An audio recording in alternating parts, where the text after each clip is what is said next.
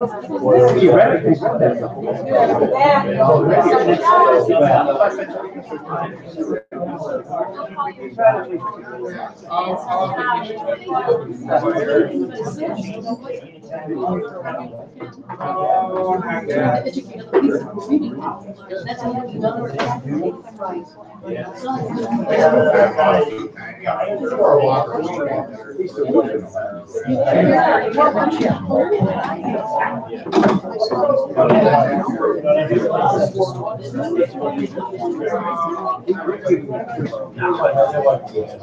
you do?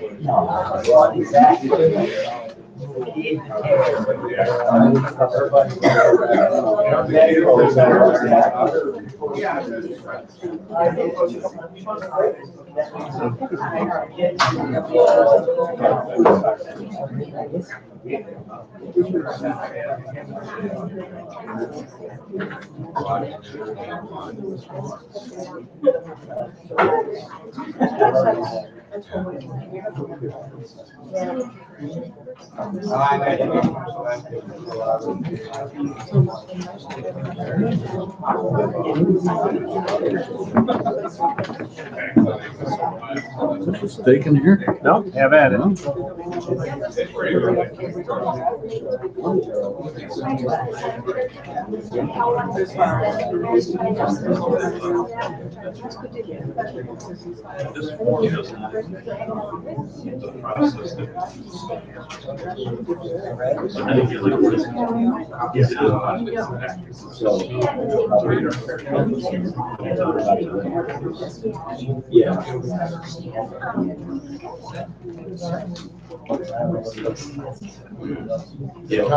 I do.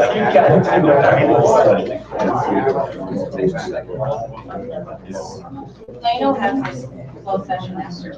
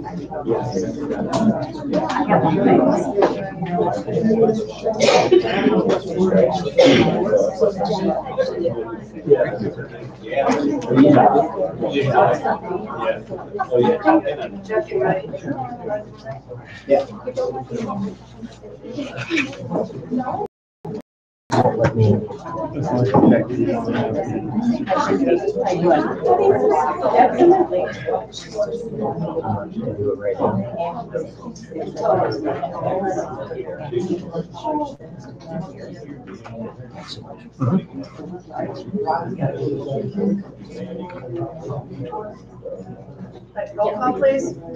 David. Here. Dekalb. Yes. Here, Malak. Here. Attorney Duport. Here. Valerie Pending Hernandez. Here. Rick Smith. Howard Solomon. Everybody could rise for the pledge of allegiance. To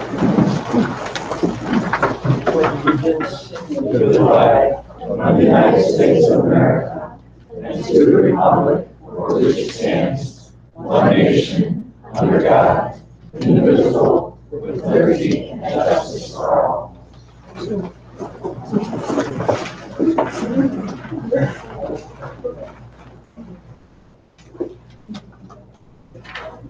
We start tonight with a public hearing, interfund transfer of funds.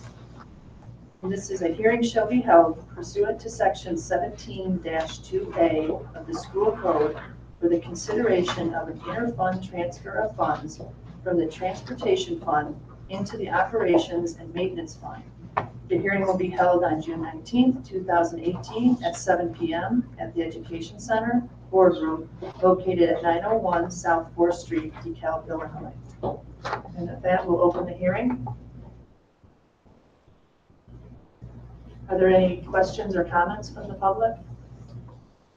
Why is it being transferred? Pardon me? Why is it being transferred? Cindy? We have it in our budget to transfer from the transportation fund to the operations and maintenance fund during our budget process, because we levy into the transportation fund and now we need to transfer those funds into the fund that are in need. Thank you. No problem. I would just like to make the comment that the jump in the transportation budget was cited as one of the reasons why we needed to do a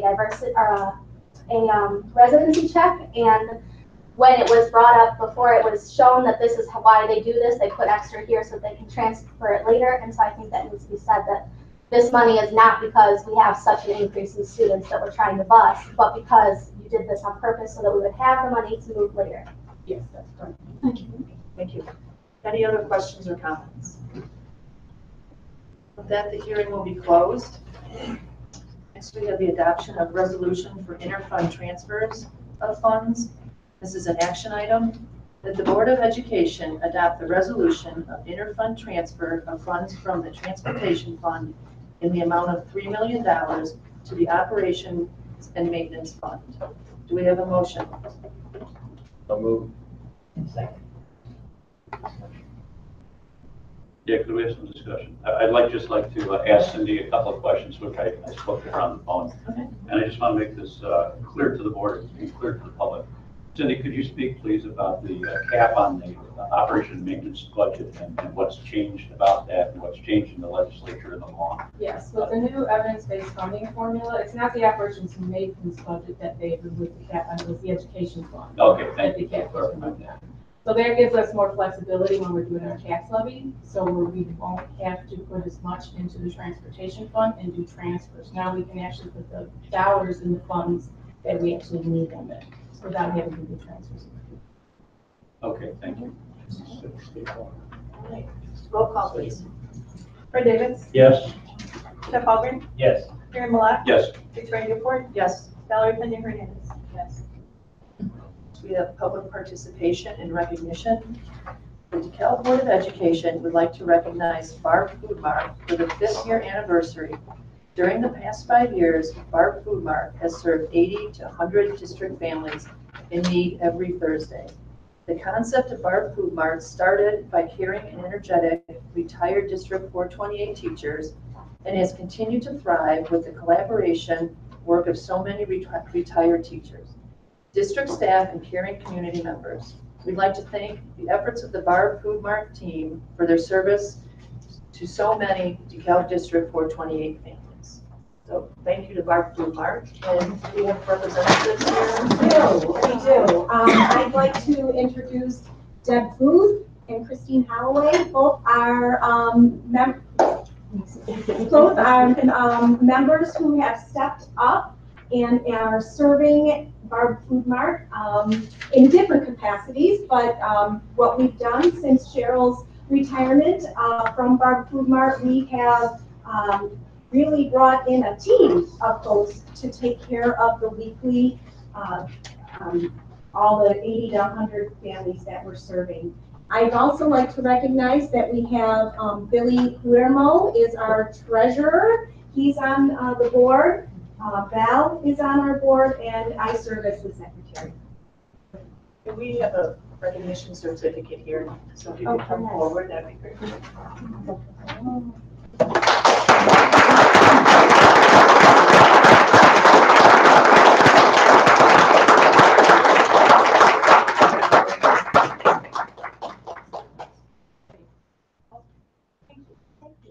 Thank you. Thank you for your service. Appreciate your work. Thanks so much. Takes a lot of us to make one Cheryl mad. Thank you.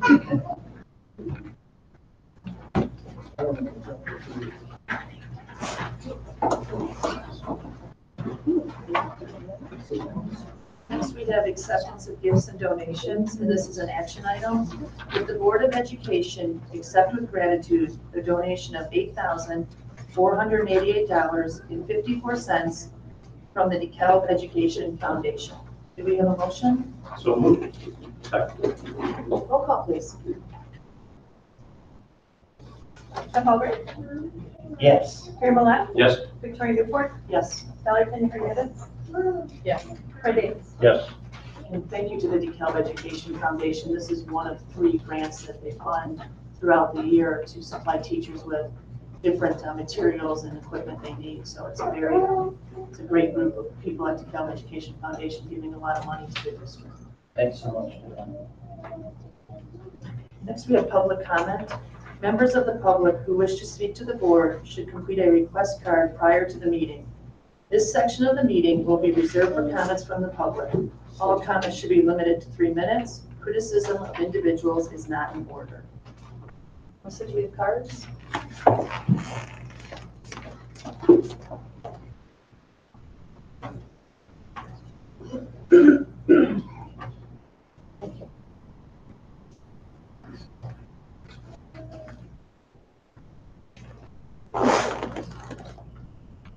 Okay, we'll start with Candace Stovall. Good evening.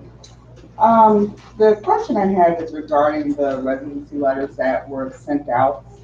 I wanted to know, how did the school board come up with those demographics or the grade levels that were selected regarding the residency check letters? And also, I'd like to know, how much did it cost the school board for the research and investigator company? And will we be seeking a reduced fee, seeing that they missed the mark on some of those? And also, with regard to some parents receiving letters that proved that they were residents, and what were their research methods other than Google? And also, did the research company receive a deadline regarding the school board need in order to meet whatever court document case was coming or pending? So those three things are my main concern, but I'd like to know what grade level out of the 20% of student body. Thank you. Next, we have David Becker, and he would like to speak on concerns, communication, and transparency. Yeah, thank you. My name is David Becker, and over the past few months, I've been a pretty regular attendee at school board meetings. I'm probably a familiar face at this point, but in order to express my ongoing support for the motion to dismiss the J. Doe lawsuit, I'm really looking forward to the presentation by Mr. Lester tonight. I want to raise some questions that I hope that he'll be able to provide clarification for, that the board will be able to provide some clarification for in the near future. As I've stated at previous school board meetings and have written to each of you, I'm particularly concerned about the current involvement of the investigation firm. The school board's annual written goals include improving communication with all stakeholders in the school and community, and improving community and parent engagement. And in my mind, the hiring of an investigation firm to conduct surveillance is taking place without public input, without parental and community involvement, engagement, consent, or transparency. And that this is a direct contradiction to the board's stated commitment to communication. So having this investigation take place at a time when it cannot be discussed due to the pending court case undermines the communication between the school board and the community. And so I'm hoping that either the board or Mr. Lesser will be able to provide some clarification on why this investigation is taking place at this time, the rationale for how the investigative firm and methods of investigation were chosen, and how those methods were vetted, and how those results will be used, and at what point the public will again be able to be part of this process. I'm also very concerned about the result of the current lack of communication and transparency is creating many opportunities for rumor and miscommunication. And as one example of that, on Thursday, June 7th, the following statement was made on a local radio show, An Inconvenient Truth. And this is a direct quote. The first part of the lawsuit asked for the outside investigators, which the school board voted 5-2 for. After filing the lawsuit, the board hired an outside investigator. I'm still quoting. You can't get fees when the other side wins a lawsuit. J. Doe won the lawsuit on the first round. Again, that's a direct quote. They did the investigation. The school board decided to spend the money. The only people who have to pay the fees is the school board. And so I'm hoping that either Mr. Lester or the school board can clear up any misinformation that's contained in that information that's being put out to our public. I'm very concerned about the impact of the current methods being undertaken by the firm on our community. There's parents we've heard from that have received the letter even though they are members of the district. And so I think that, I hold the position that if we as a community, they feel like the current ways of checking student residency are inadequate. There are ways to do that that are ethical and respectful and follow ethical and respectful research guidelines rather than treating community members as suspects. And I'm not convinced that that's the current approach with the investigative firm that's in action now. Thank you. Okay, thank you.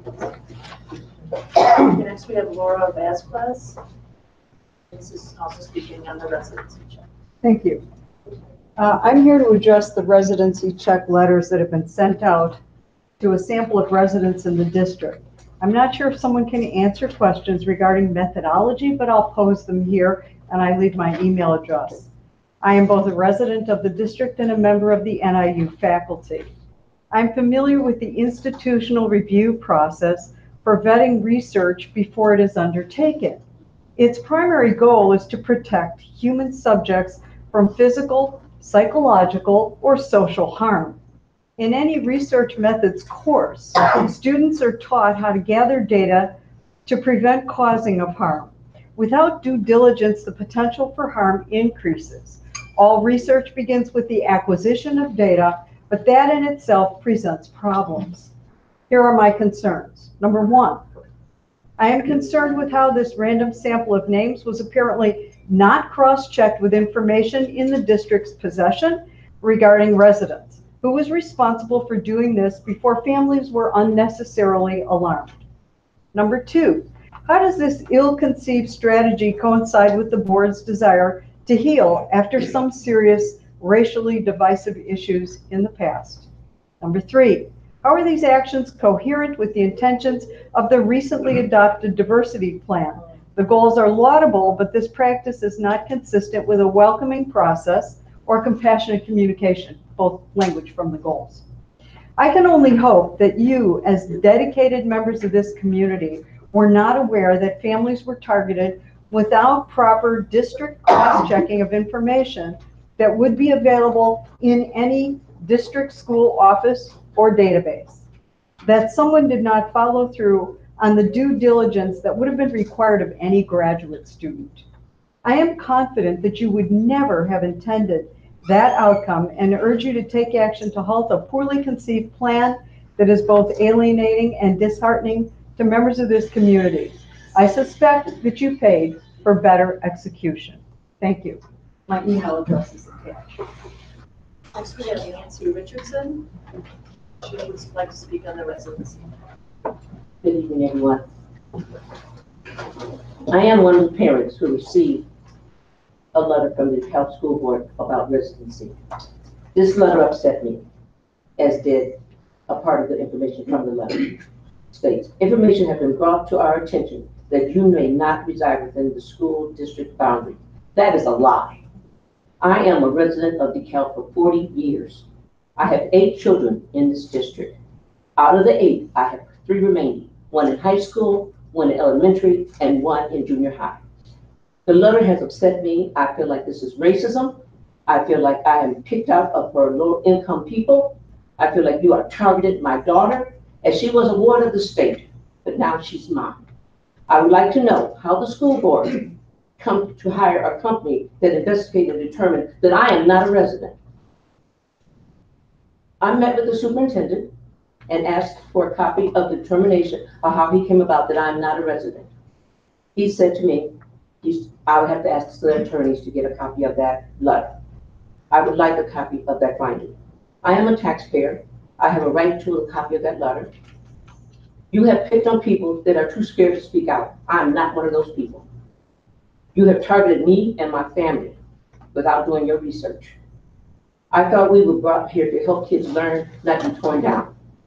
I am ashamed of these school board members. You targeted my daughter and her rights. The superintendent asked me, did I live in Chicago? I responded, no, I've never lived in Chicago. Again, I would like a copy of that letter, and you have all the stuff in front of you. Thank you.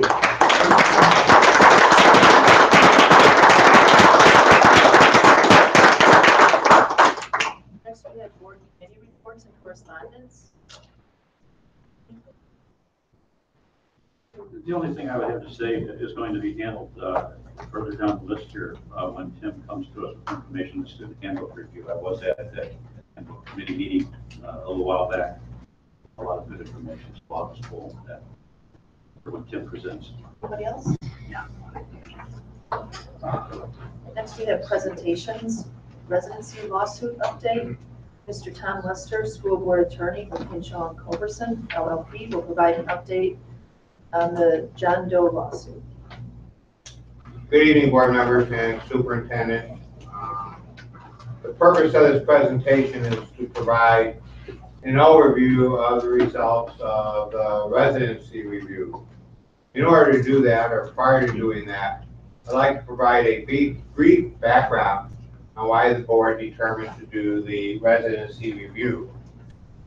Back on October 4th, 2017, a complaint was filed by John Doe against the board and the individual board members. That complaint alleged that there have been significant amounts of non-resident students attending district schools. There had already been some amount of conversation in the community about the issue of non-resident students prior to the filing of the lawsuit. However, the lawsuit did raise the issue. The complaint sought various forms of relief and contained many factual and legal inaccuracies. However, the board chose, rather than engaging in long, drawn-out, costly litigation in federal court, it was best to have some form of review or investigation performed to determine whether or not there were a large number of non-resident students enrolled in district schools. At the time the lawsuit was filed, and back in October of 2017, the district could not definitively state whether or not non-resident students attending the district was a problem or was not a problem. In response to the lawsuit on January 22nd, 2018, the board filed a motion to dismiss the complaint, citing several deficiencies in the pleadings, including proceeding under the name John Doe. Rather than respond to the motion to dismiss, the plaintiff elected to dismiss the original complaint and to file an amended complaint. The defendant has received several extensions from the court to file the amended complaint and has yet to do so. Based on the court's last order, the plaintiff is required to file the amended complaint on or before July 31st, 2018. The amended complaint is not filed by that date. The district court has stated that the case will be dismissed for failure to prosecute. Also, in response to the lawsuit, and in order to determine what response, if any, was necessary, the board authorized its attorneys, Hinshaw and Culberson, to retain the firm of National Investigations in order to perform a residency investigation. National Investigations serves many school districts throughout northern Illinois on a regular basis relating to the residence of students. It was determined that the best way to proceed was to take a large enough sample of the district's student population in order to determine if a problem existed, and if it did exist, the extent of the problem of non-resident students attending district schools. The investigation was done in 3 phases. The board chose to do a review of students enrolled in 3 grades, 1 elementary class, 1 middle school class, and 1 high school class, which represented approximately 20% of the students, of the 6,600 students attending the district. At the end of each phase, the board had discretion to determine whether to move on to the next phase. In each instance, the board directed that the investigation continue to the next phase. However, before turning to the actual investigation, what we really need is an understanding of some of the principles which determines, under Illinois law, whether a student is a resident of the school district or not. In Illinois, only students who are residents of a school district may attend a school district without tuition charge, except when provided under some exceptions. A student's residence generally is the same as the person who has legal custody of the student, unless a statutory exception applies. Legal custody is not the same as legal guardian. No court order is required for a person to have legal custody of a minor. A person who is claiming legal custody over a student and who is not the child's natural or adoptive parent, when enrolling a student, should provide the district with a signed statement providing the following information: that he or she has assumed and exercises legal responsibility for the child, that the reason the child lives with him or her is for reasons other than just to attend the school district, and that he or she exercises full control over the child regarding daily educational and medical decisions in case of an emergency. This would include a child who may be residing with grandparents or other family members because of medical, financial, or other reasons that creates an environment where the child can't or doesn't live with the natural or adoptive parents. That child, if the grandparents or other family members are residents of the school district, the student is properly enrolled within the school district and is considered a resident and is considered to be a resident of that school district. It is a pretty broad category. There are specific exceptions to the rules which come into play relating to residency of students, for instance, children of military personnel and homeless children.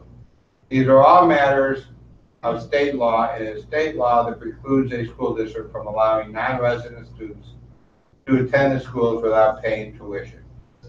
And tuition is just, for footnote purposes, is calculated under state law and is at a minimum equal to the per capita tuition of the district, which for this district was $11,626.43 for the 2015-2016 school year. As I previously indicated, the review was to be conducted under 3 phases. Phase 1 was a check whereby national investigation ran all of the parents and legal guardians' names on records from the school district through a proprietary database which it had. At the conclusion of the first phase, national investigation provided a report which indicated that 14.3% of the pool of students being reviewed required some additional and further investigation in order to draw any conclusions. After receiving a review of those phase 1 total, the board authorized the continuation on to phase 2. Phase 2 involved more extensive review. National investigations used additional databases outside proprietary databases in order to further isolate those students where questions had arisen or reports had indicated that further investigation is warranted.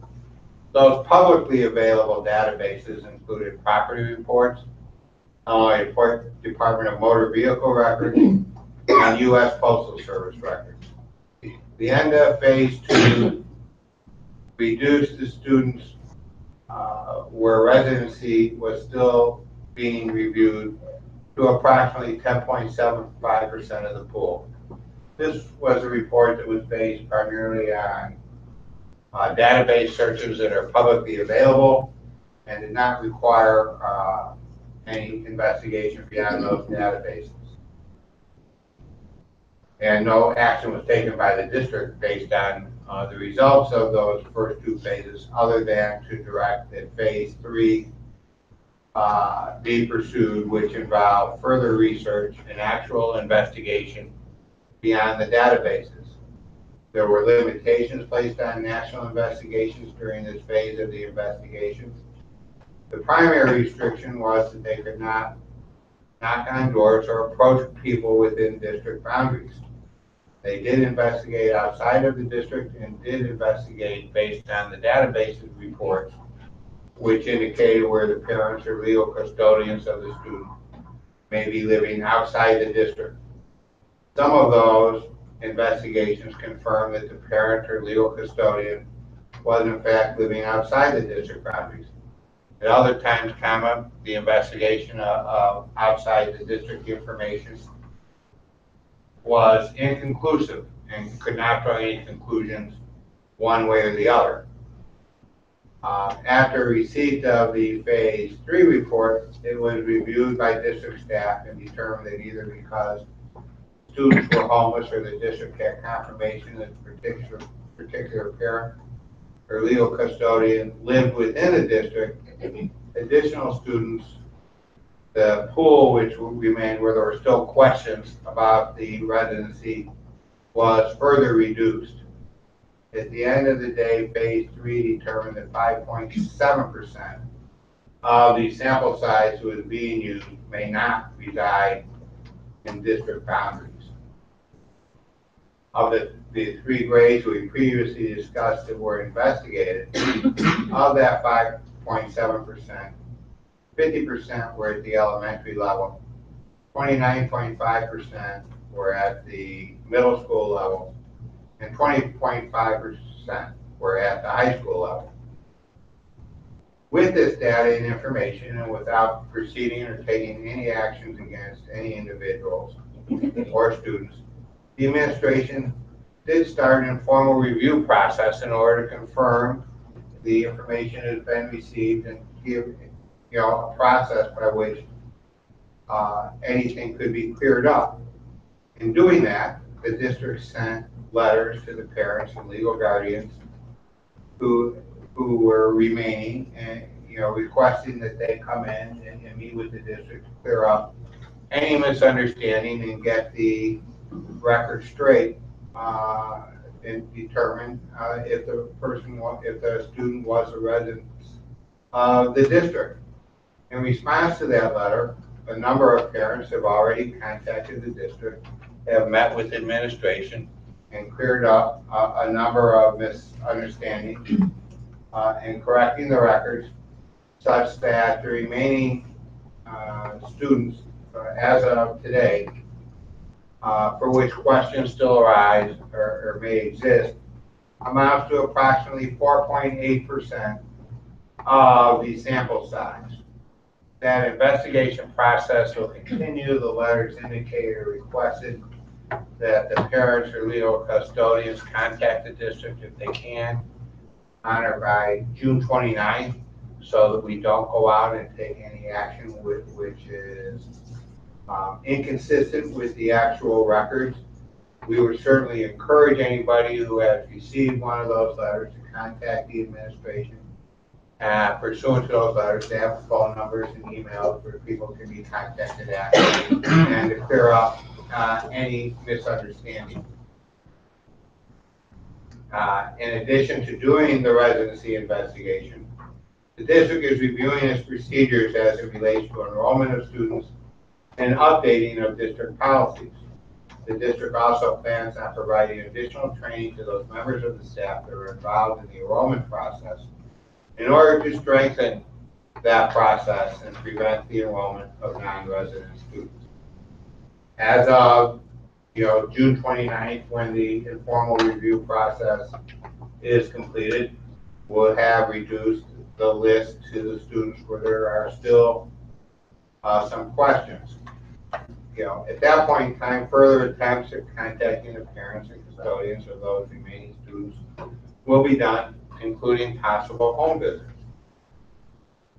What the school district will be attempting to do is to verify the residence of the students and correct their records. The district is still conducting its review. Additional information should be available at next month's board meeting. I know there have also been questions of the board of the date of the cost of the investigations.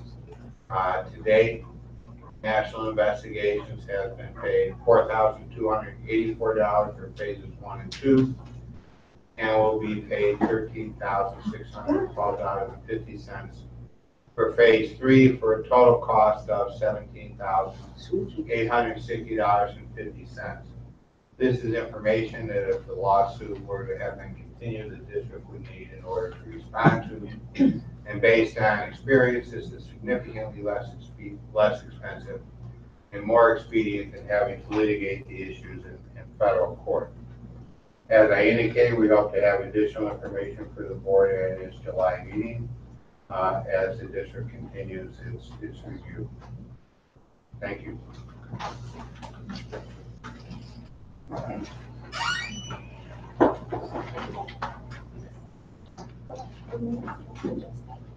Next, we have the 2018-2019 Parent-Student Handbook revisions, and this is an informational item.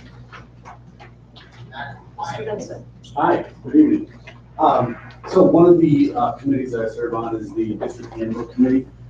We meet each May, the first Wednesday in May usually, and we just update it's not a real fancy or flashy committee, but we update big revisions to the student handbook. The document that has been shared with you really consists of really three things. There's local policies, those are things that are not rooted in statute or based in law or anything like that. That's things like dress code and things like that, things of that nature. Then there are the ones you'll see also in your documents. It says IPA Model Student Handbook Updates. That is an organization that we work with, the Illinois Principals Association, that we get kind of a list of suggestions that's also aligned with press policies that so it aligns with press policies. There's nothing to read. And then the third one is the DHS handbook. DHS, just because there's older kids, there's a supplementary handbook or some changes that don't apply to K through 8. So that has passed through building-based teams, through the elementary and secondary leadership, and then in May it gets approved by the handbook committee, which consists of, Carrie mentioned that he was there as well. We had a parent there, we had a member of the DCTA, and then members of elementary, middle, and secondary or high school leadership. So the suggestions are there in front of you. Any questions? Just for clarification, explain what the handbook, the purpose of our handbook. Sure. So the handbook is just distributed to every student, every parent at the onset of every year. It's actually by law, it's by September 15th of every year. The grade levels that are 1-to-1, it's put on the student's device, and so they access it on there. So that's kind of an automatic thing. It's printed off for kindergarten through second grade. So they get it as well. And it's just kind of an informational list of policies and rules, procedures within the district. Kind of just FYI for parents and families. Right. For both parents and students. Correct. Yeah, I want to say something, Tim. Well, first of all, I want to say to the board that this group has done a great job. Tim oversaw as chair of the committee, and I was impressed. It's the first time I've been involved in this process. There's a great deal of information that's brought to this committee.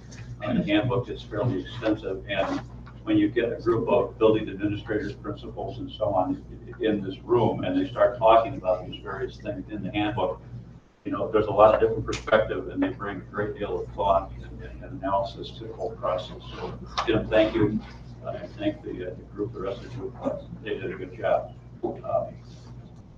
Also, I've reviewed this with the committee during that time, and believe me, if anyone comes to this committee, you know, and sits there and listens or even participates, you will be overwhelmed, at least I was the first time, by how much there is. I suppose when you're on it year after year, it gets a little easier. But there's a great deal of information that's brought forward and discussed and exchanged and so on.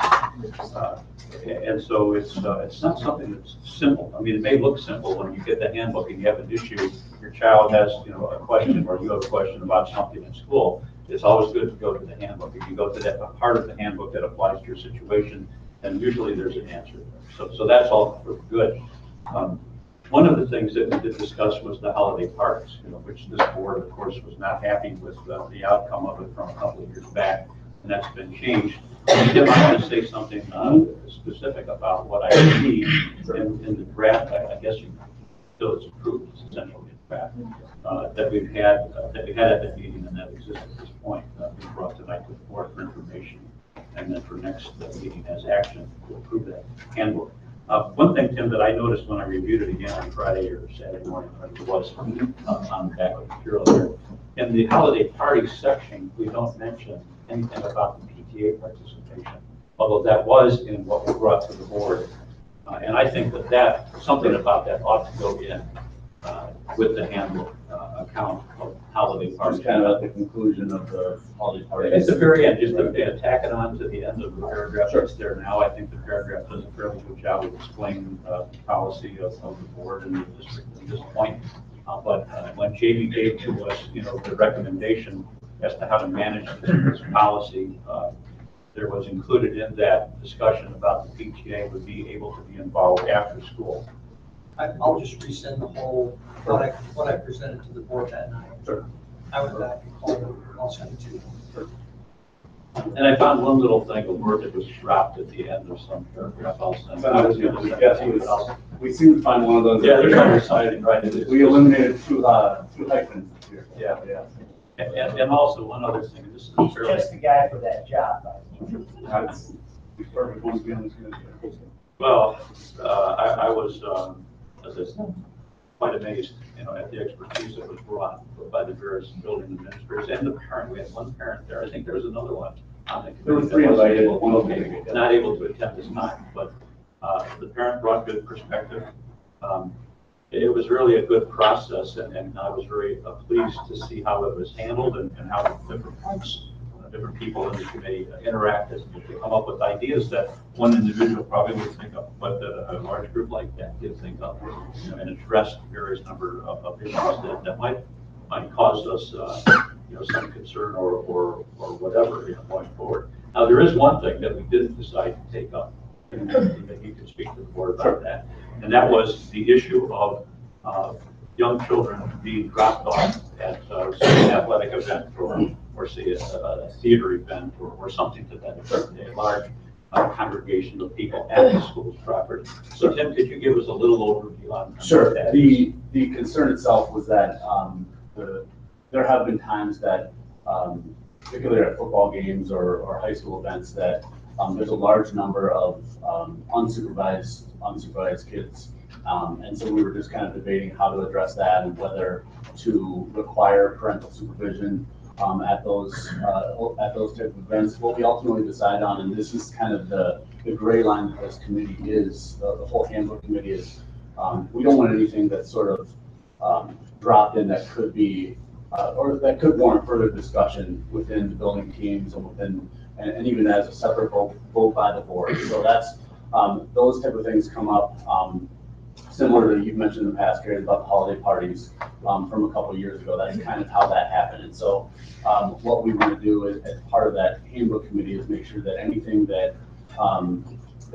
is a local policy that might have some either controversy or further discussion needed, that we kind of kick that back and really kind of sit and stew about it and think about it and have it as a separate vote, a separate item for the board. So that's something that Donna Larson, who serves on the committee at the high school, is going to bring to that team, and we'll work with the middle school administration and team as well. So that could be coming, but that's something that was originally on one of the suggestions coming from the high school, and we just decided that it's through the handbook committee is not the right way to put that new policy in place. Okay, so this is an evolving thing that was not ready to be put in the handbook at this point in time. And Jamie, could you speak to Senate Bill 100 and how that might apply in terms of children roaming around or anything? Does it have any application, you think, to this issue? No, I don't really recall Senate Bill 100 having a direct impact on students who are not being supervised by a parent guardian. Senate Bill 100 was more dealing strictly with discipline and discipline policies and procedures. But I do appreciate, Tim, that that's a policy that I agree the board's going to have to review and discuss. That because there's a lot to take into consideration for that particular decision. Yeah, the committee spent a good deal of time discussing this, and at the end of it came to a consensus that this needed to be brought before the board and the superintendent and further evaluated before we put anything in it. Sure. Well, it's not just a local issue. Yeah. This is an issue that other school districts wrestle with as well, unsupervised younger kids. Right. The last thing that we're kind of keeping an eye on as a committee is the Accelerated Placement Act that was signed in May. So that's something that you have up when we come presentation on, and that could also be added. So I just wanted to mention that while not part of your packet as far as the handbook revisions, that should be, however it ends up, would be kind of cut and pasted into the next year's handbook. For the consensus to move this forward as an action item? Handbook? Great, thank you, Tim. Thanks, Tim. Thank you. Thanks to the committee. Next, we have a partnership between Equal Opportunity Schools and Dekalb High School. This is Dr. Lee Tustin, Dr. Jenny Huber, and Mr. James Warren, and an informational item.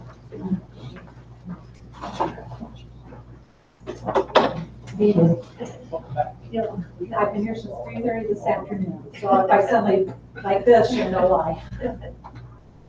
Though I will say, in visiting the schools in China, it makes you very grateful for what we're able to do here in the United States.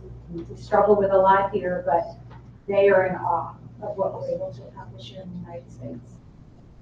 I come here to you tonight to describe for you a partnership that we have an opportunity to join with Equal Opportunity Schools. Just to give you a little background before I describe to you what this entails, back in January, Jenny Huber and I first became aware of this organization as an opportunity to bridge the gap, the opportunity gap for so many of our students of color and diversity. So we did a lot of investigating.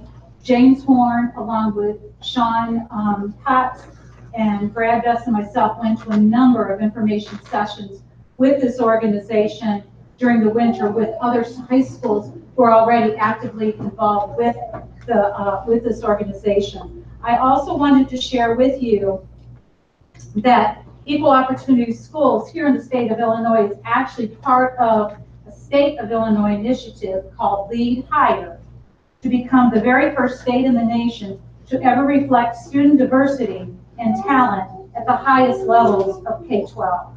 It is a partnership between the state of Illinois, Equal Opportunity Schools, and district superintendents to transform access and success in advanced high school courses for historically underserved students.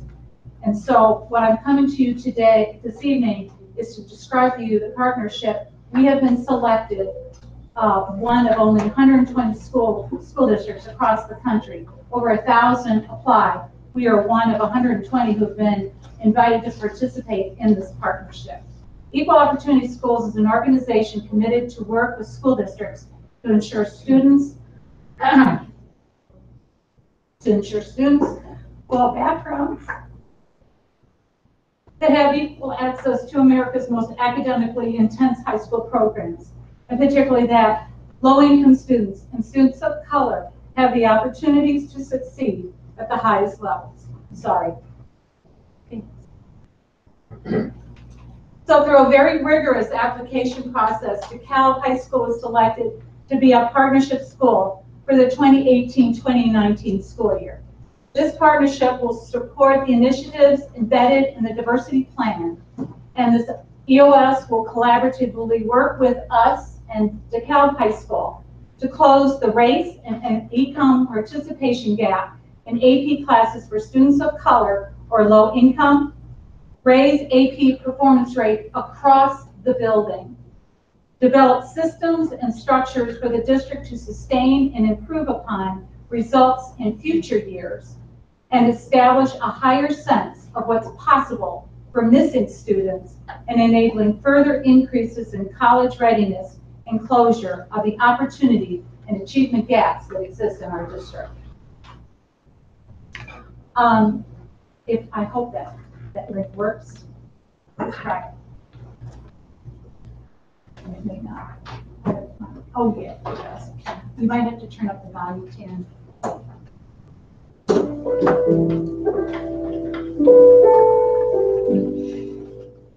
Imagine you were only 20 feet away.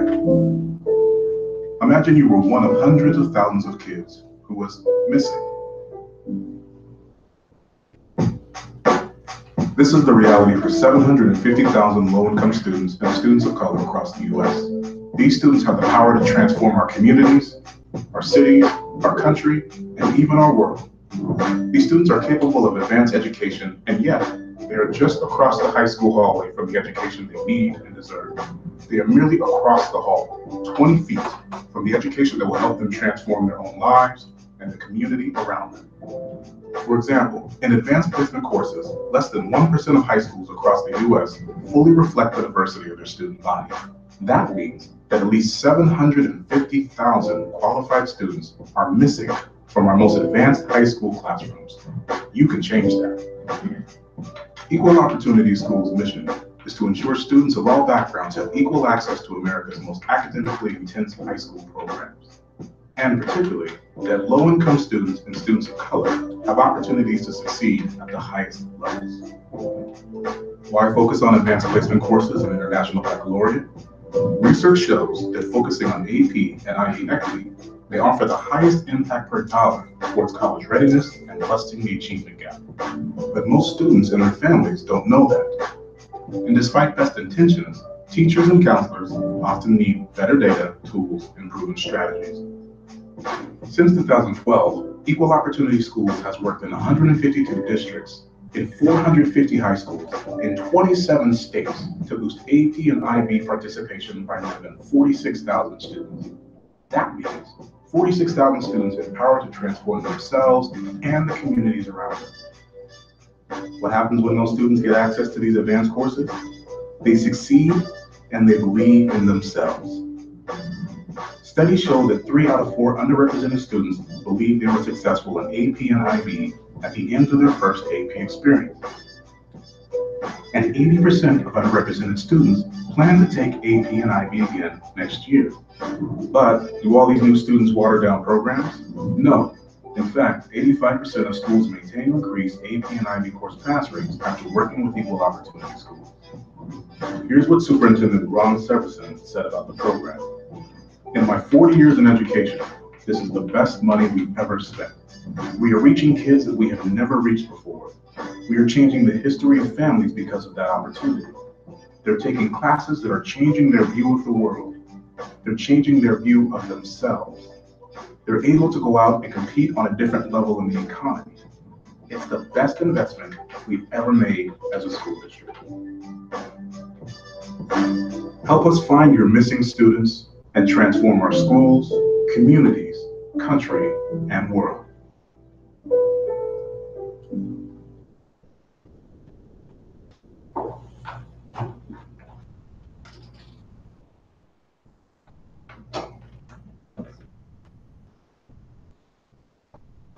Total cost for Equal Opportunity Schools to come in and work with the school district is $54,000. I know that sounds like a lot of money, and don't let that take your breath away, because that's not what it's going to cost us at all. That is because they bring in their database system and support individuals who come in and provide multiple measures to assist schools identify potential AP students. In addition, they do a whole system of supports for both staff and students and on-site coaching from the EOS consultant. And the way this would look like in a timeline would be they would come actually starting this summer and begin to strategize working with the DHS staff and teachers. And the first 3-4 months is in the fall would be the data collection study. Then in the winter, working collaboratively with staff, building those strategies and putting in place those instructional supports. And then in the spring, they have a whole system in terms of how they outreach and literally, through the staff, invite students to participate in AP courses. EOS, recognizing that school districts that have large numbers of students in poverty don't have a spare $54,000 to spend on a program that's to benefit their students. So they, on their own, do a tremendous amount of securing grant support. So for our district, the initial cost would have been $27,000, With a partnership with the Illinois State Board of Education, there was hope that another $13,500 would come through once the state passed their budget.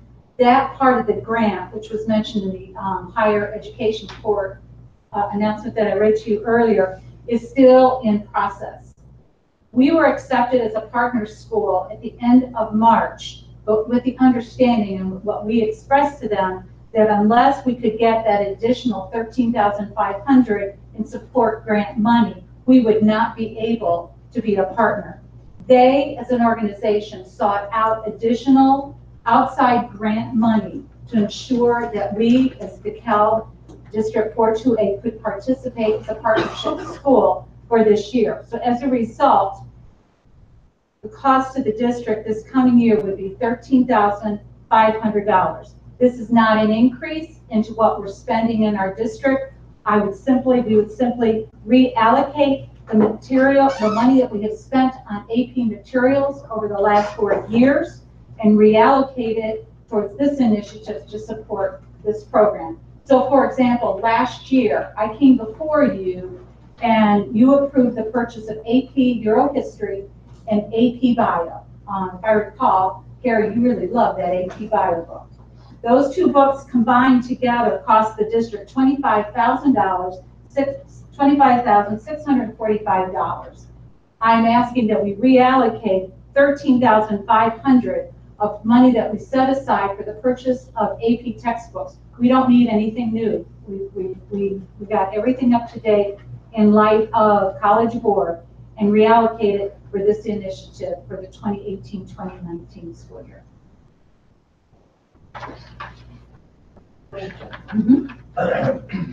So this is to help us be more inclusive on apparently minority or targeting people from lower income. Are we targeting? One of the challenges that's faced, and it's not unique to Dekalb, this is nationwide, as well as that video, identifying that the students have the skill and the will to achieve advanced placement. It's particularly more cumbersome when you have students from non-college educated families, which are predominantly low income and minority families. So identifying those students, the data is out there, finding the time to actually analyze the data and identifying the students, that's what they do. There are some coaching skills and some coaching strategies that can be provided to our counselors. So when they're working to identify, usually what happens, a counselor will come during course requests, or a student will come to a counselor and just give them the schedule. Certain questions that can be asked, certain ways to talk students through the selection process to get them into an advanced placement course. One of the things that I always share with families that are on the fence about advanced placement, if you're truly serious about sending your students to a 4-year or even a 2-year institution, you almost really need to do this as a test run to see if they're truly college ready. It's much easier to remediate a 10th or 11th grader than it is to deal with a freshman who's failed a freshman level college class. So what are we not doing currently that this will assist us in doing? In general, I mean, obviously, you're saying this will help. What will it help? What will it help? What are the things that we are currently not doing that, or what are we currently not doing enough of at this point that this will help us do? I think you have to answer that question from a little bit of a global perspective as well as a nuts and bolts perspective. One of the things that Jim spoke to was more of a nuts and bolts perspective in terms of informing our guidance counselors and quite frankly also our teachers in terms of who necessarily qualifies to take an AP class. But I think when we have met with other high schools in the area who've been part of EOS for quite some time, they speak to how the culture of their building changes. I'm going back through some of my notes when we talked with Hoffman Estates, Connet, Palatine, Kankakee High School, and they talk about how when EOS comes in and works with staff, families, as well as guidance counselors, it's about creating a sense of community and can-do-it spirit and putting in place supports and communication that literally invites students in. There's a mindset out there, and let's just be real honest. When we say AP, we think in terms of, oh, it's just for the college-bound student. But in actuality, the research really tells us that students who pursue higher rigor courses in high school, particularly AP, stand a much better chance in terms of success in college and much more academic success in college. So it isn't just the nuts and bolts that we're not doing, and as James said, it isn't just Dekalb. This is nationwide, and there's quite a bit of other information, other videos I could have shared with you. But the point is that we need to break through to our families who don't realize that this is an opportunity for their students, but we also have to work with our staff. I remember specifically, I'm looking at my notes about when I talked with the principal over at Hoffman Estates High School, and that whole high school district works with EOS. They're a very highly diverse district. They talk about, at the core, working with the administration, working with BLTs and the entire staff in creating this trusted adult mentality so that students feel encouraged and empowered to really seek out those teachers and then feel encouraged to really achieve those higher level classes. In addition, EOS comes in with a pretty sophisticated database system. Right now we have a system built in with SAT, and it's PSAT, all- AP readiness. yeah, that's it. And that gives us kind of a dipstick of maybe potential students. But what EOS does is their database goes further, goes deeper in terms of surveying both students, teachers, looking at scores, looking at test scores, looking at different scales, and then giving staff a much larger list of students who really in themselves have the potential to pursue these higher level courses. And then as a staff, they have a system, they'll train the staff to reach out to these students and invite them and encourage them to participate in these higher level courses. Yeah, that's the key. I'm sorry. No, that's okay. But that's the key to me. I mean, the first time you've spoken to students was that last Students 4 are very sentences much a ago. part of this. The other time we've been talking about staff and all the other people. It seems to me that what you have to create, and that's fairly early on, way before they're going to be involved in AP staff, AP, that you have to create that desire to be. It's a harder class. It's harder work. You have to design, you have to create that. Can I jump in on that? Yeah. Because what we're trying to create is a college mindset. And that's early on. And it is very early on, because we have kids, as our students go in and meet with their counselors and start selecting classes, one part of that conversation is, what are your future goals? What is it you want to think? What is it you think you want to do and be when you leave DHS? So we have kind of the self-identified college-bound student, 2-year, 4-year, but it's they've already self-selected themselves early on. And part of that, a large part of that, has to do with, did they have a parent or parents who have attended college? And has that glass ceiling, so to speak, been broken? Or an older sibling who's attended college? That's one of the top indicators of and I'd love it if somebody from NIU could help speak to this, but one of the top indicators, I'm not saying it's the top, of success in college, again, is if a parent or parents have attended and successfully completed college. So this self-selected group, as freshmen coming in, that's the group that tends to end up in our AP courses.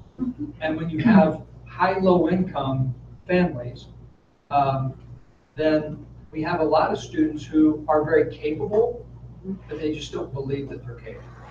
And part of this EOS program is helping us to identify who those students are in our population and change that mindset. Well, it has been my observation that things like this cannot be dictated top down. They have to move from bottom up. And the only success you're going to get is to create that desire early on. And in some cases, that means extra work from somebody because parents didn't go to college. And they don't have that mindset, so you have to create it somewhere.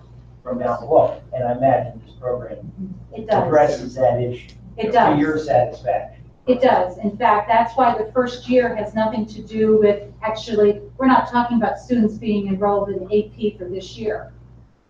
This is about laying down all of that groundwork this year for 2019, 2020.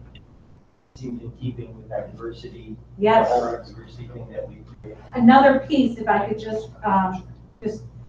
and it was real interesting, again, I'm speaking to some of my notes for when we went to several informational meetings and got to talk to quite a few high schools who are already doing this.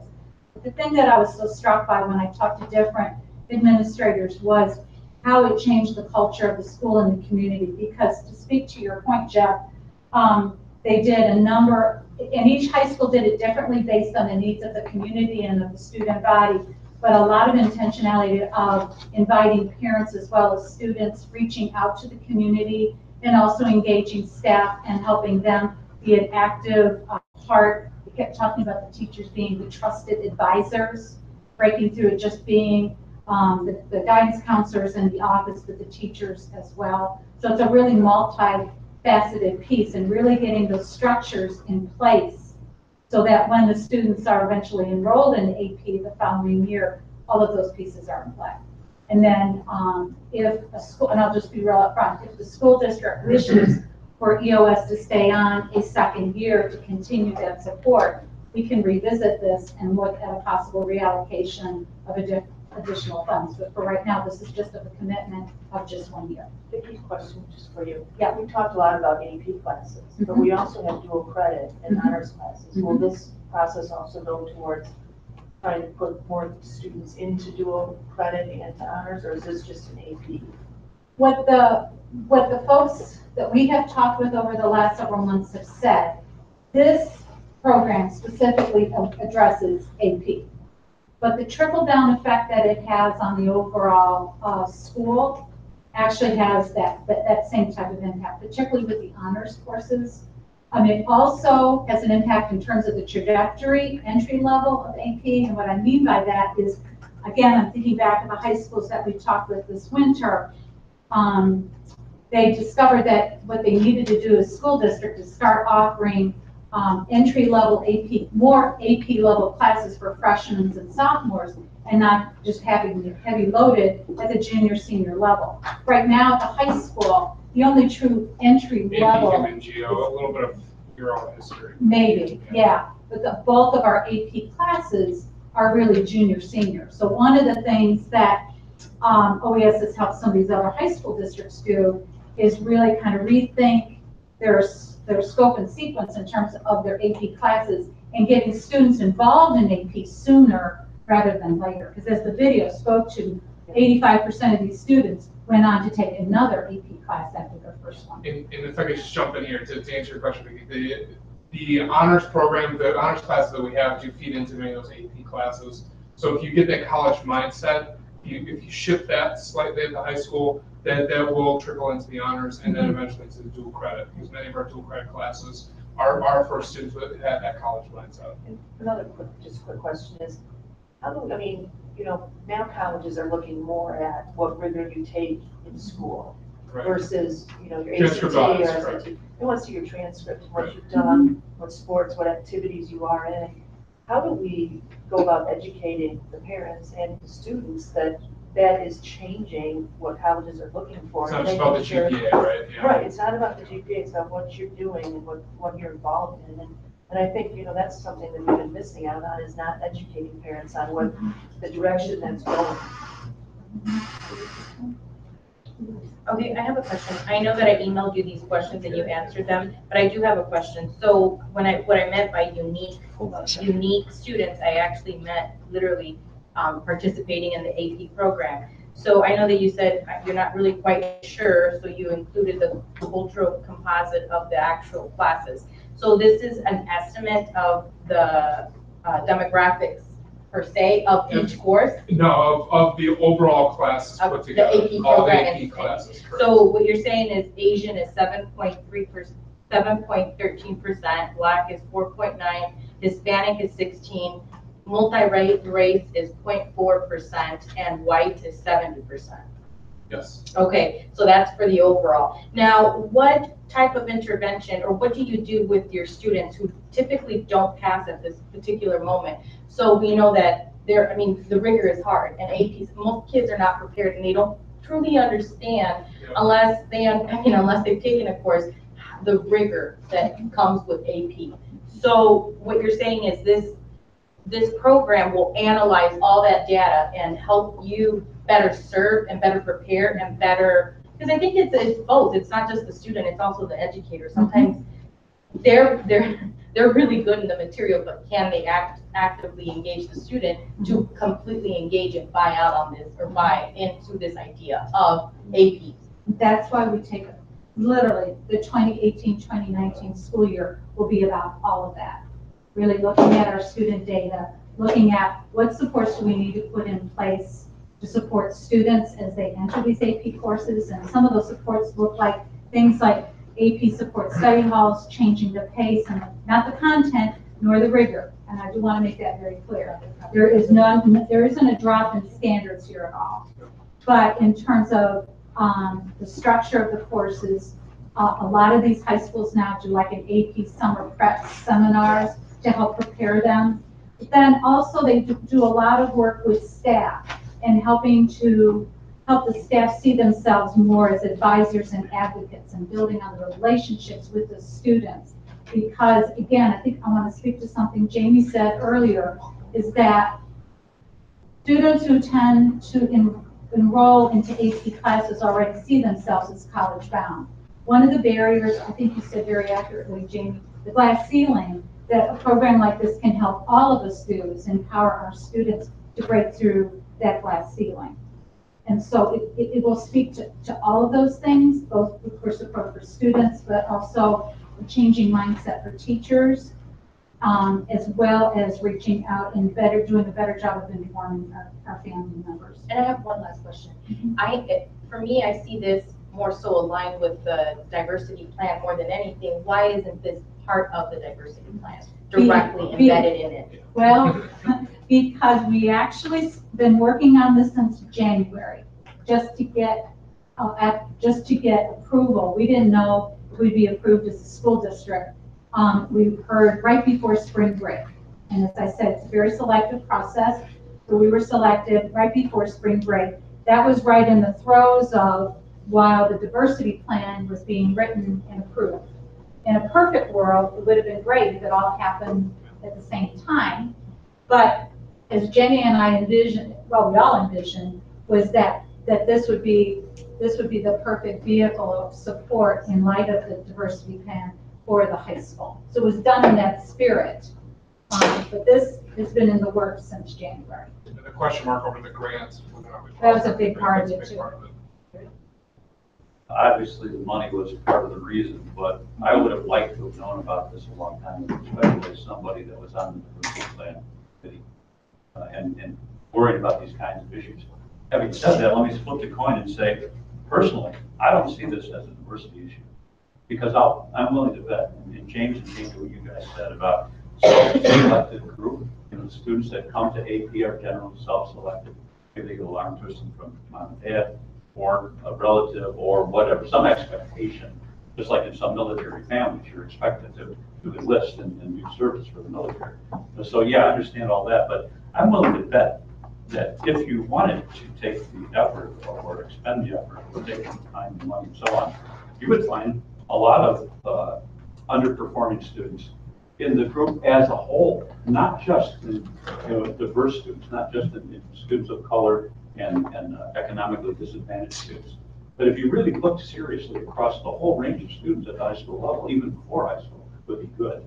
It's really a counseling issue to some degree. And I think that there are probably a lot of kids that perhaps could get into AP, would do well in AP, and they're just coasting. I did it when I was in high school. My whole senior year, I coasted through the whole thing. Could have done a lot more than I did. My parents did not, as someone said, did not go to college and not expect me to perform at some higher level than they did. Right? And so then I consider myself as a minority in the modern sense of things.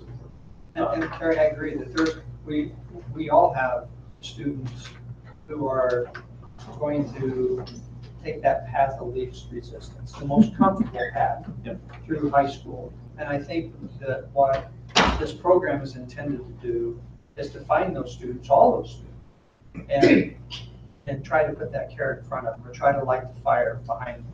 I disagree that this will fund all the students. This program is very clearly pointed, targeted, as somebody said, toward a minority and economically disadvantaged group of students, which is all to the good as far as I'm personally concerned, but, you know, I'll debate that, because I spent the day with Superintendent from Sterling yesterday, spent the afternoon, and they are a EOS school, and he said it has changed not only their minority group, their low-income group, but it's also, it's bleeding. You're saying there's a synergism involved that might, you know, encourage others that are not specifically in the targeted group. And what I'm really excited about, at the high school currently, we have a real young demographic of AP teachers that are very capable, very energetic, and very hungry for professional development, which is going to be able to provide.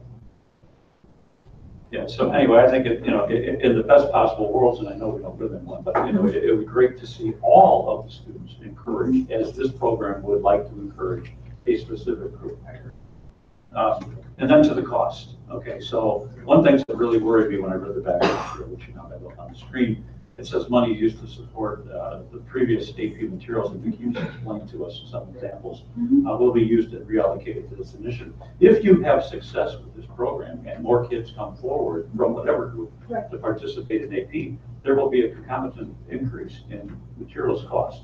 So, you know, when we look at 54K and 40K grant, you know, going forward, if this is successful, we can expect to see an increase in cost.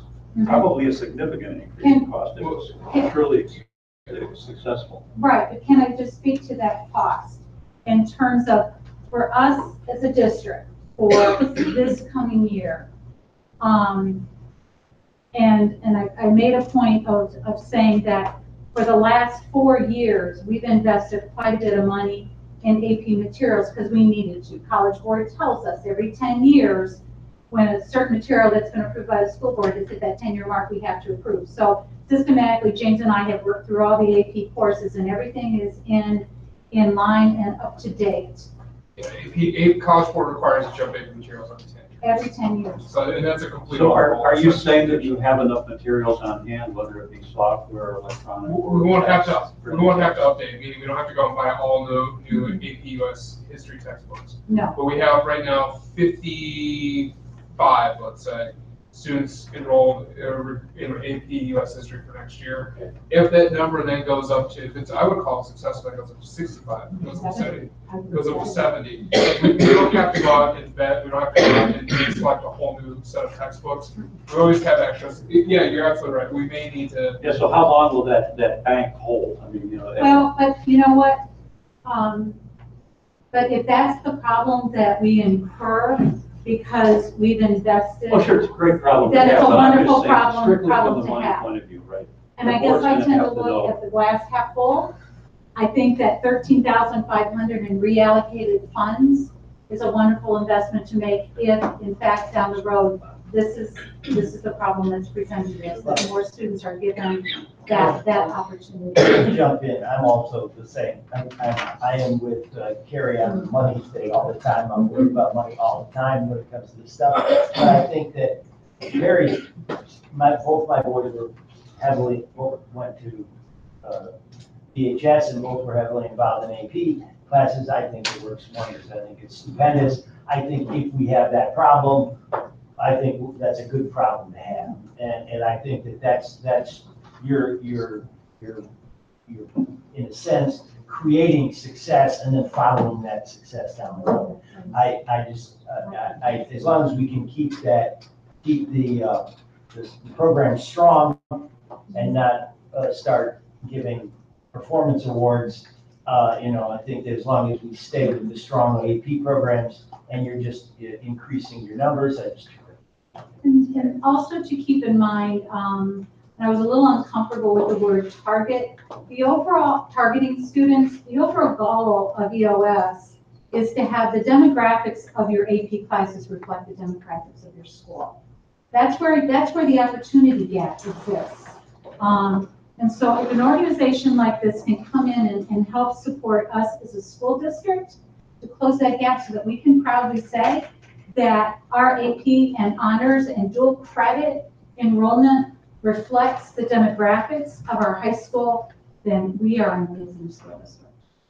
Yeah, but scientifically, you can't say that it will necessarily follow the demographic. I mean, kids go into college, kids who excel, don't necessarily follow any particular demographic, right? I mean, from a scientific perspective, you'd have to do a study, a serious study on whether or not, I imagine it's been done already.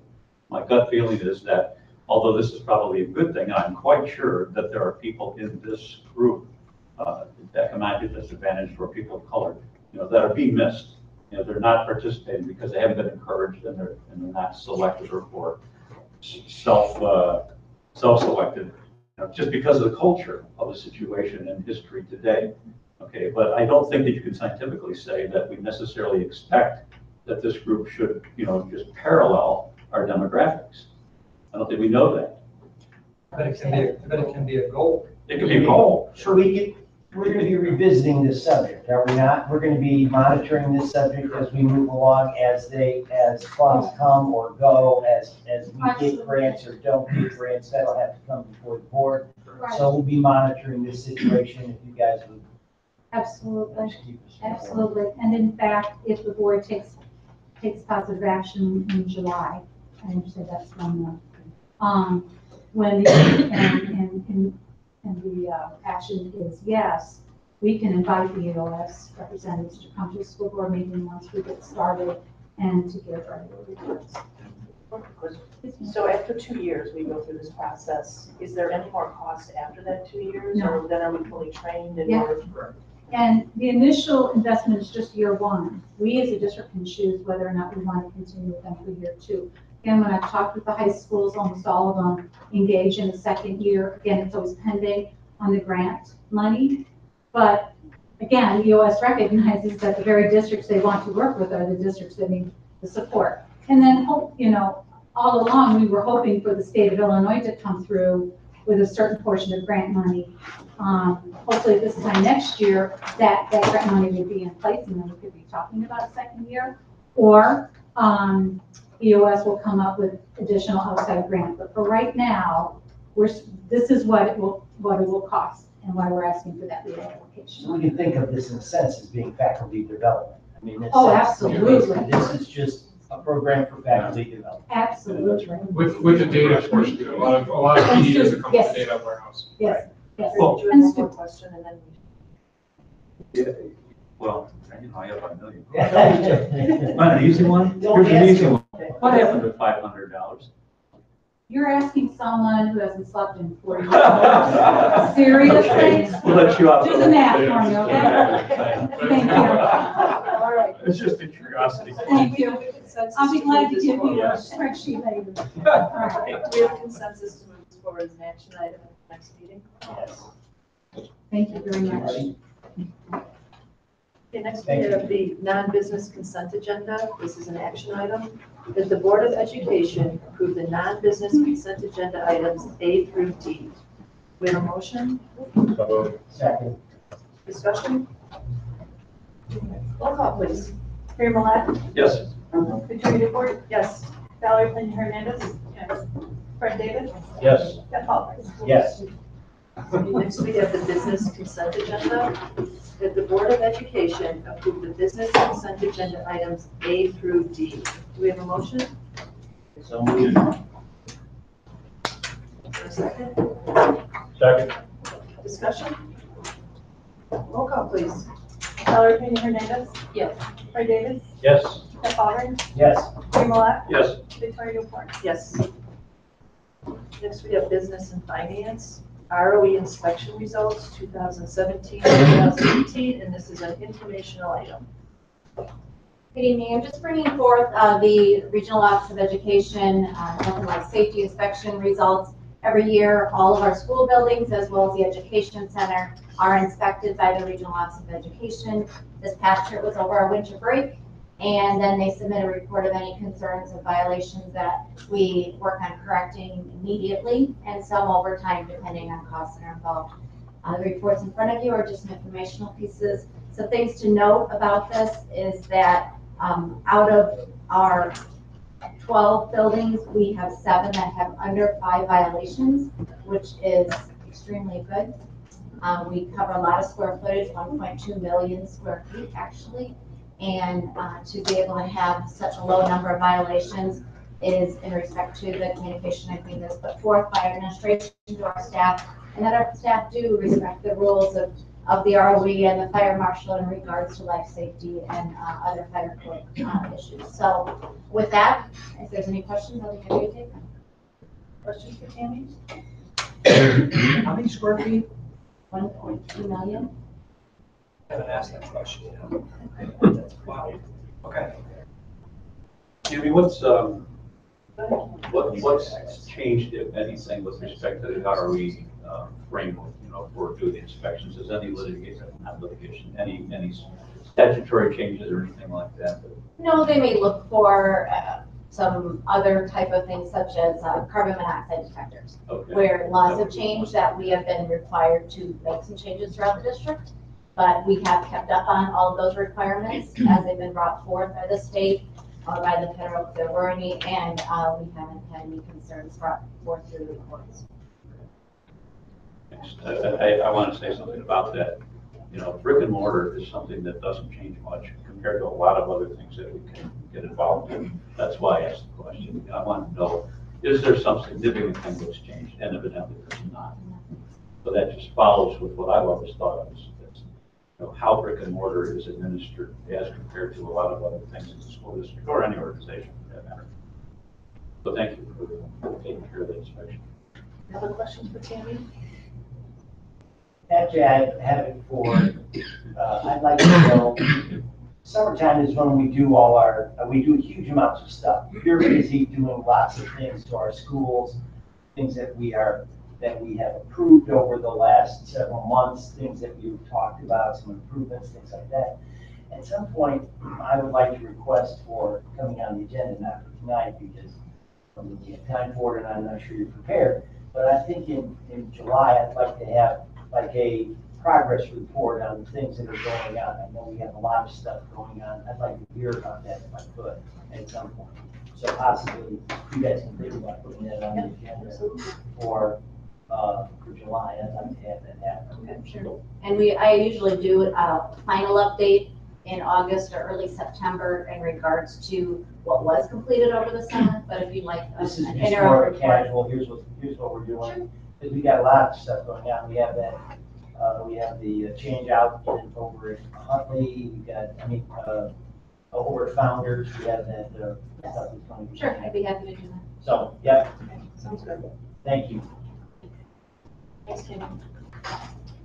Next, we have the results for request for the quote for the lease to one-to-one devices, and this is an action item that the Board of Education accept American Capital quote for a 3-year, $1 buyout lease for a total cost of $21,054.96.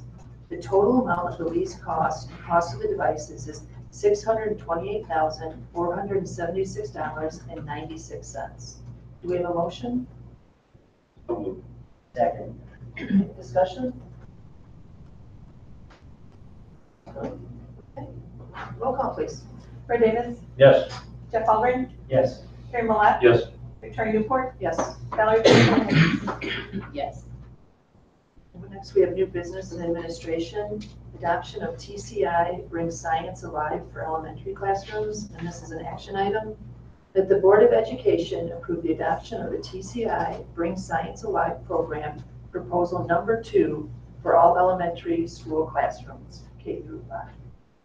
We have a motion? So moved. Is there a second? Okay.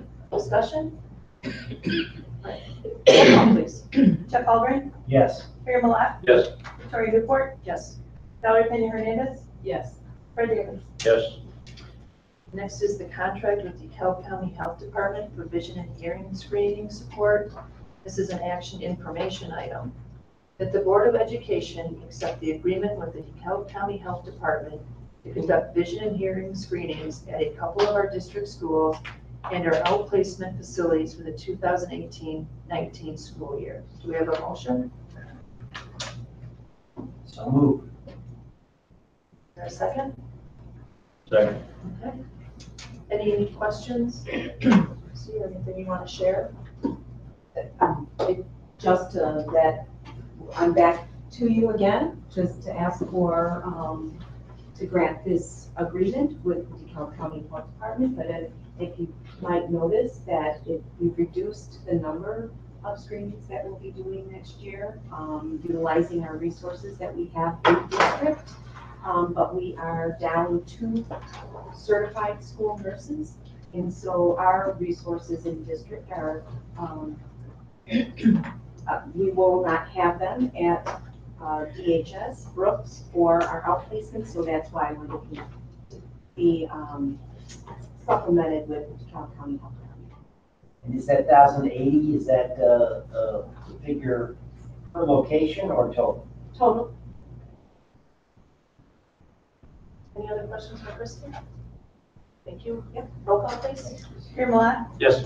Victoria Newport, Yes. Valerie Pena Hernandez, Yes. Fred Davis, Yes. Jeff Alvin. Yes. Next, we have 428 Accelerated Placement Act procedures.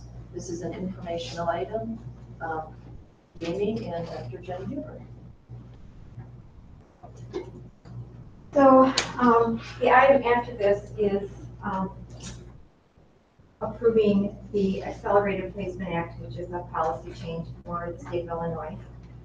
We have always had gifted and talented, but what makes this different is this is now going to be available for any student who demonstrates that they have the ability to be successful, either entering kindergarten early, first grade early, skipping a grade. So that is what the Accelerated Placement Act is about.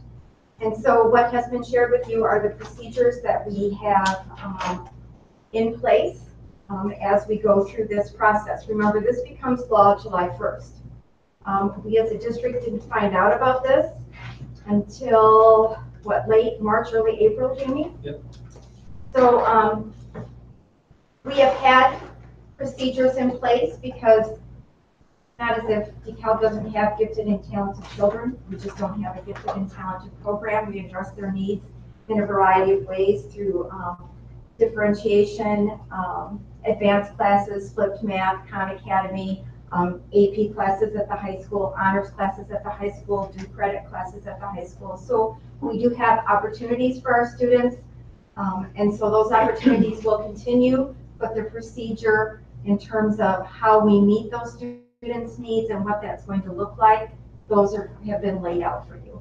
And I'm going to be really honest with you, as we go through this process, if what we have said we were going to do, if it's not working for us, we're going to have to tweak it. But for right now, this is what we're going to do, and this is what we have been doing as parents make requests to us. So basically, what's in the board packet is the instruments that we have available at our disposal today that we will use if a parent, a student, a teacher comes and makes that request, that I really believe that this student is an accelerated student. And again, accelerated can mean a lot of different things. Are they accelerated in one content area, which we have now, and we have students that are taking very advanced math at young ages.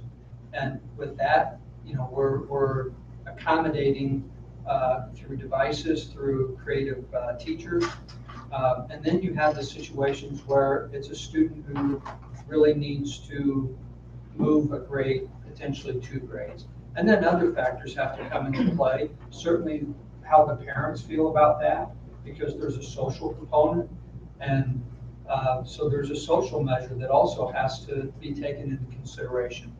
So the way that this is drawn, it reads almost like, not like an IEP, but almost like a 504, where it's going to be a group who's going to come together and look at all the available data, and then that team will meet with the parents and collectively make that decision, especially in the case where we're moving a student 1 full grade, 2 full grades, because there are other impacts.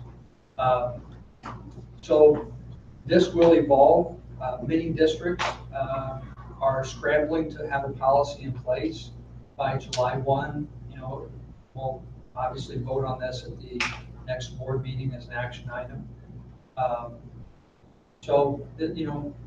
What most people are doing is looking at what they have in place today, and that's going to be our starting point, and then we'll evolve from there.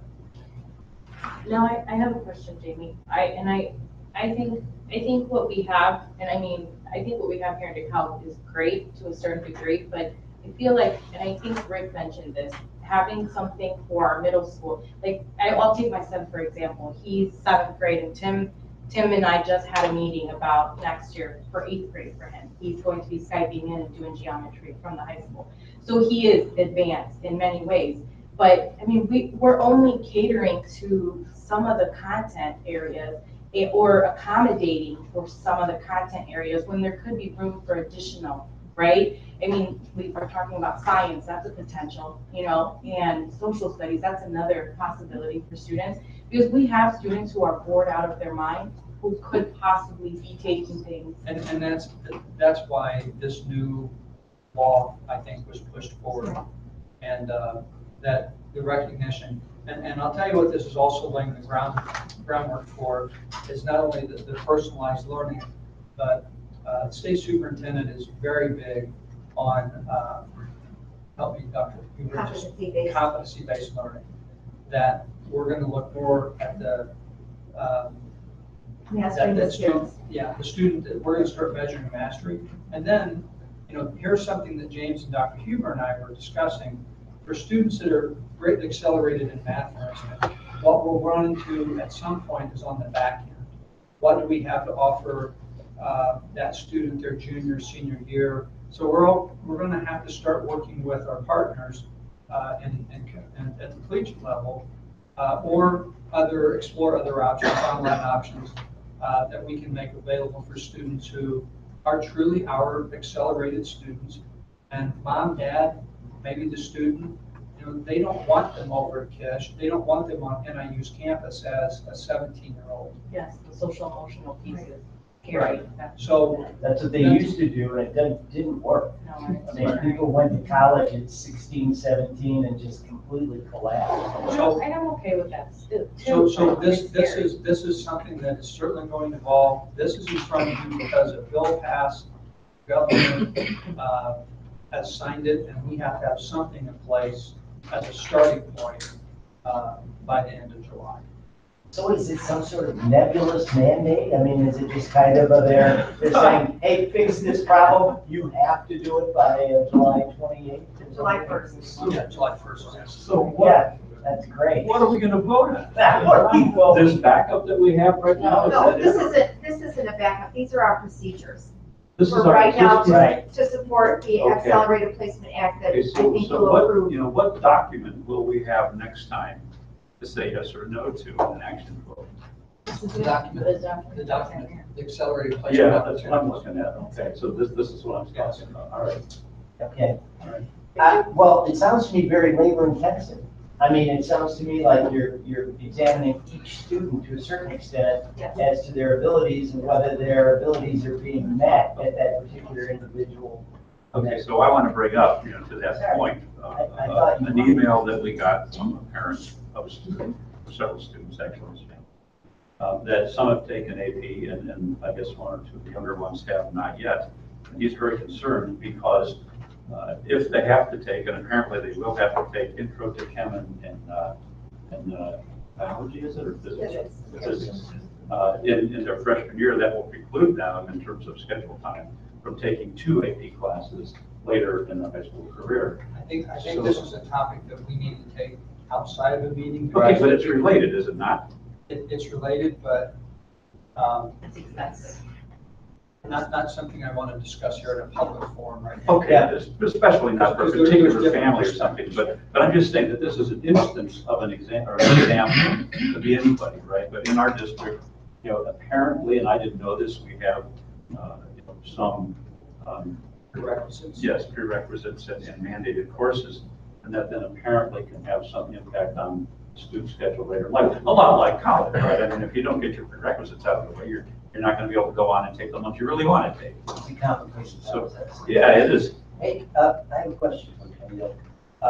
You're pretty satisfied that as a working document that this gets you pretty far down the road as far as complying with this, what the state's Oh, yes. may be looking for? Oh, yes. Yeah, and it doesn't compel you to change your procedures that much? No. Much more? No, no, because we already had procedures in place. This really was an opportunity to do something. Just kind of taking what you're already doing and saying, okay, let's push it down the road a little bit here. So do we have a consensus then to move this forward as an action item? Yes. Do we have a choice? Just like Senate Bill, we don't have a choice, right? It's an act of law now. It has a date when it becomes effective. You've always got choices. Yeah, vote. Don't ever forget that. Okay, Carrie, she's already sitting down. Wait a minute. All right, moving along. Recommended revisions to Board of Education policies, second reading and possible approval. This is an action item that the Board of Education hold a second reading and approve recommended revisions from the Illinois Association of School Board to Board of Education policies as attached. Do you have a motion? Okay, after, I want to add Yes, some do I have a second? discussion. Second. Yes. Okay. We have wrestled with policy 7:340 student records. And I had shared in a previous email regarding the board policies where we thought we were with this. And after having discussions with James, our registrar, and the communication with the Illinois State Board, our recommendation for student records is that we're recommending that the board elect to continue to allow the college entrance scores to remain on the transcript.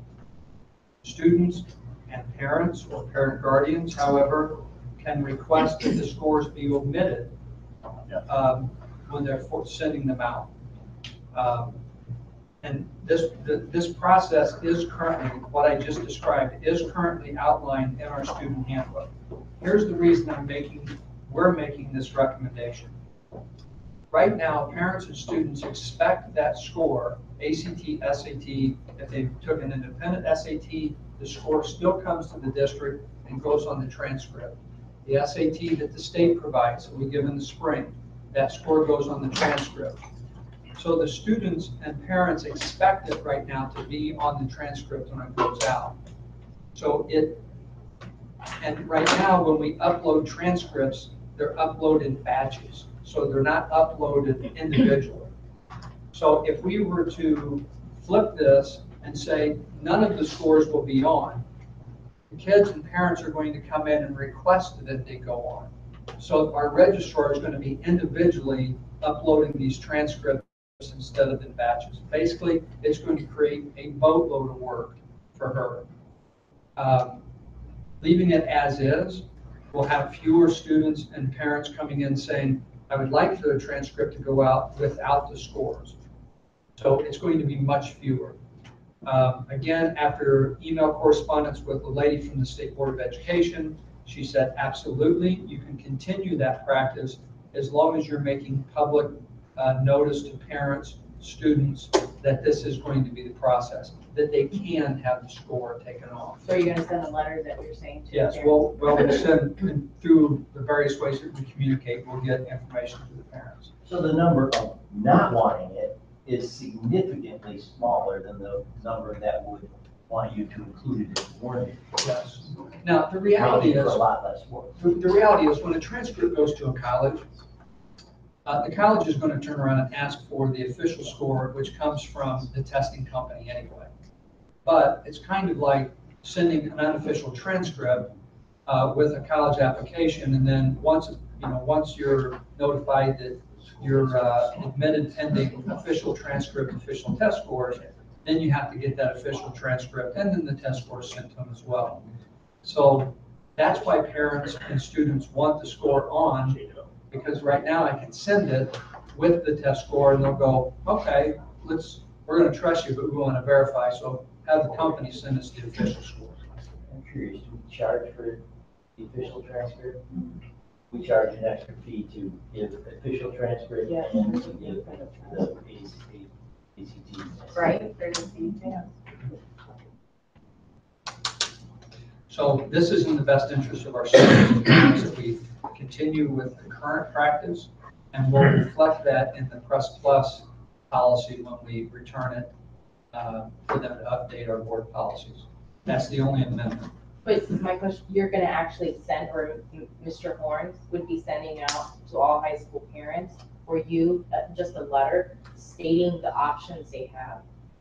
Yeah, I can send out a letter. Yep. Do we need to make a motion to? I would say the motion needs to be as amended to include policy 7:340. Okay. Do we have a second on that? Did Jamie second the motion? He You can't make a motion. I can read the motion. You can read it, but we some more than that.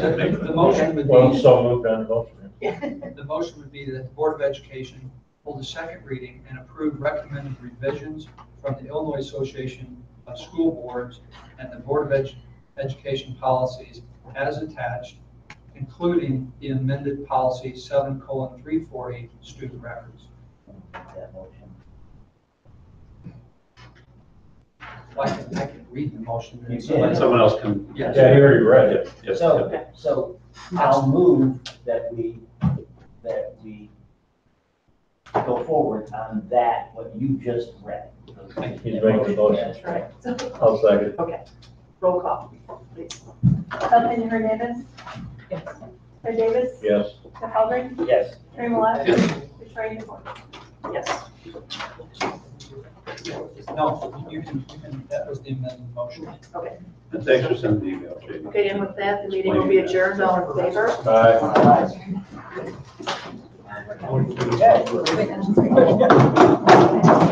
Hey.